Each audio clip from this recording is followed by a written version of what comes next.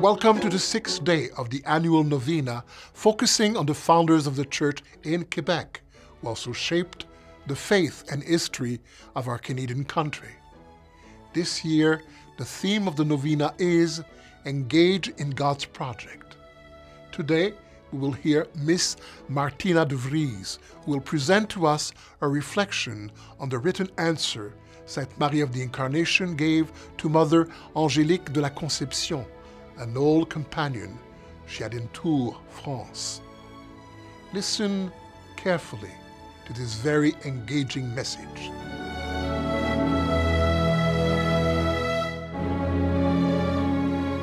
You are right in thinking that I wish to die in this new church, for my heart is so tied to it that unless God detaches it, I will not leave, not in life nor in death.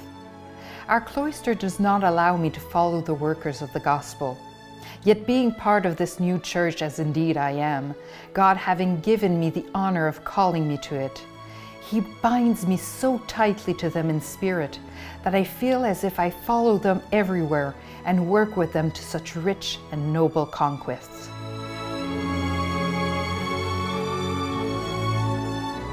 When Marie de l'Incarnation wrote these lines, she was 63. Quite an old age at the time. Yet we seem to hear the voice of an enthusiastic young missionary at the very beginning of her mission. Her body may have suffered for the many deprivations and hardships she had endured since coming to Canada, but her heart never lost its passion. Just as a mother grows fonder of her child as she watches him grow, Marie de l'Incarnation became more and more attached to this new church as time went by.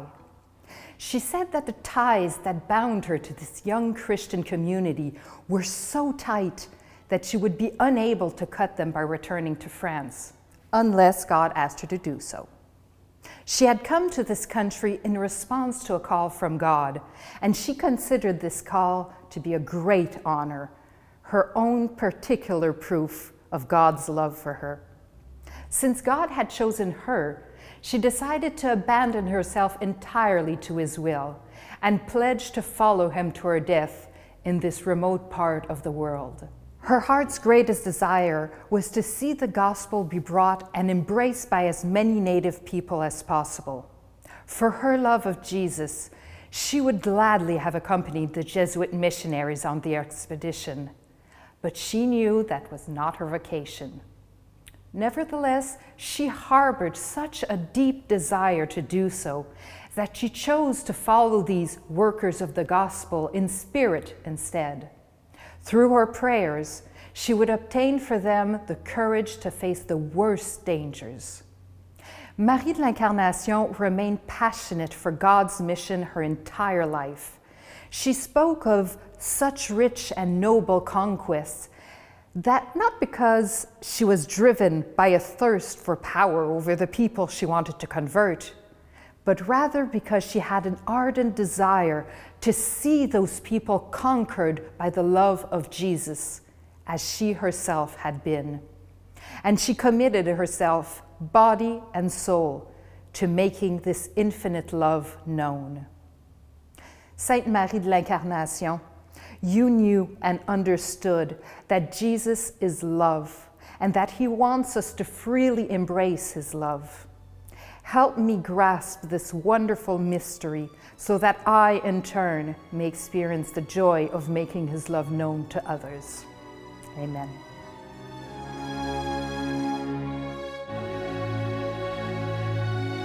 We are grateful to Martina de Vries of the Saint-François de Laval Animation Center for her insightful commentary. If you have the chance, do not hesitate to visit Old Quebec.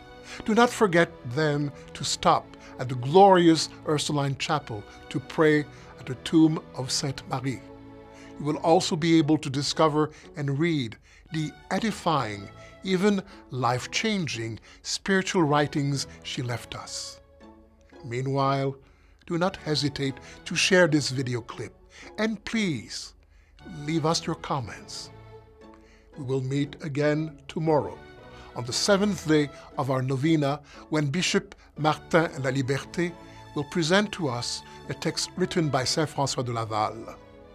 Until then, may God bless you all.